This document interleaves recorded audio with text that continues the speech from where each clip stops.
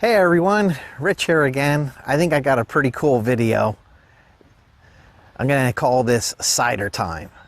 And the reason is because, well, I'm down here in my orchard and this didn't look like this before. When I bought this property, this was completely overgrown. It took me probably about 12 months to literally cut all the bushes. All I had was a rope, my pickup truck at the time, and a chainsaw. And everything you see in here where there's grass now was all overgrown, and there was, you know, large trees, bushes, you name it. So it took a long time to go ahead and clear this off, pull all the stumps out, get grass grown in here, and I was able to save some of the original fruit trees that I found on the property. Plus, I also planted some additional trees. One I got from a orchard that they were actually retiring. I think it was called Lehigh Acres or Lehigh Orchards. And I put them on a trellis, which is called an espalier, which I'll show you. But I got about 30 fruit trees in here, from Asian pear to red delicious, golden delicious, Montmorency and North Star sour cherry, some crab apples, golden delicious, which is behind me. And it takes a lot of time to prune these come the first weekend in March. Takes me about 4 weeks to clean everything up. Then you got to spray throughout the year. Then you have to harvest the fruit, and then what you'll see at the conclusion is me taking the apples to the cider mill and them actually pressing my own fruit. And I was able to get about 29 gallons of fresh apple cider, pasteurized apple cider. So I'm going to take you around the orchard real quick, and then I'm going to show you the cider mill where we had the cider made. So this is the view from the road. The first tree here is an Asian. It's actually a barlet pear. There was an Asian pear in here, but I got rid of it. This tree is the one that I put in, and this is a North Star sour cherry. The two to the right are two crab apples. You see the, well, the area of no grass. Don't worry about that. I had about 20 tons of topsoil there. I got more coming. This is a Gala apple. That was original. I put another sour cherry in. It's a red delicious, golden delicious. These are two Macintosh. These are original. These are probably at least 30 years old. Beautiful trees, give great fruit. You can see I already picked everything. It's the first weekend in November. I planted another tree here, which is another sour cherry tree. This one is a Montmorency. I have two golden delicious. There's one, there's the second one. And then I also put in a third golden delicious. And then my last two down here, this is a barlet pear, and this last one is a barlet pear. So let me take you to the other side of the orchard, and I'm going to show you the espaliers. So this is what they call espaliers, and I'm going to explain this to you. So what I did was, I went to a local auction, and the orchard was going out of business. And I thought this was so cool, the way he grew his apple trees. So what I did was I put a little rose here, decorative, and I have a regular landscaping tie, and there's 3 wires. Now there was 4, and I strung the wires across to the other end where they tie into another landscaping tie. And then what you do is you actually train the apple limbs to grow along the wire. So when you go to pick, everything is right in front of you. You don't need a ladder or anything. But one thing that you will notice I have a little problem is that there's a lot of branches on top and there's very little down below. And do you want to guess why that is? Can we say deer? So it's making my espaliers look like broccoli. But that's okay. Comes early spring, I'll prune the tops and they'll produce as much fruit as they did last year. That rose needs a little TLC.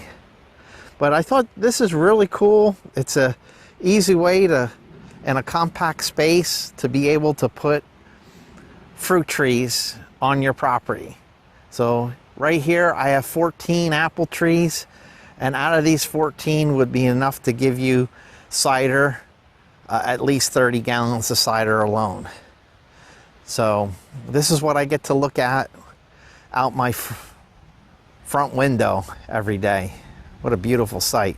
But anyway, enough about that. Let's go to the cider mill. So we're getting ready for the big cider run. We're running a little behind. Stacy is washing the last of the apples. You can see they're kind of dirty. We have to go, oh, there's homemade wine being made, yay. And we have to go down to my father and get the rest of the apples so we can go to the cider mill. We have a 6 o'clock appointment. So I'll try to give you a picture of the mill and the process.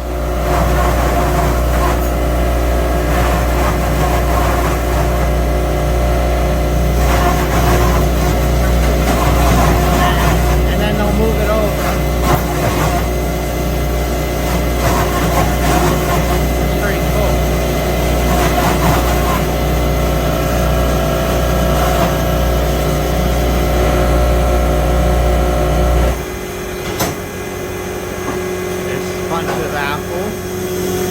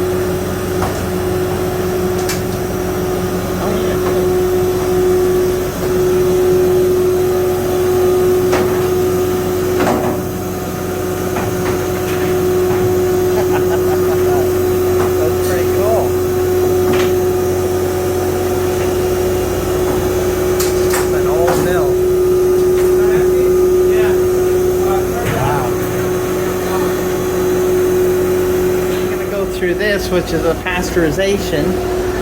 Tank comes in here. Here it comes. Goes into this holding tank. So open this up. It gets pasteurized.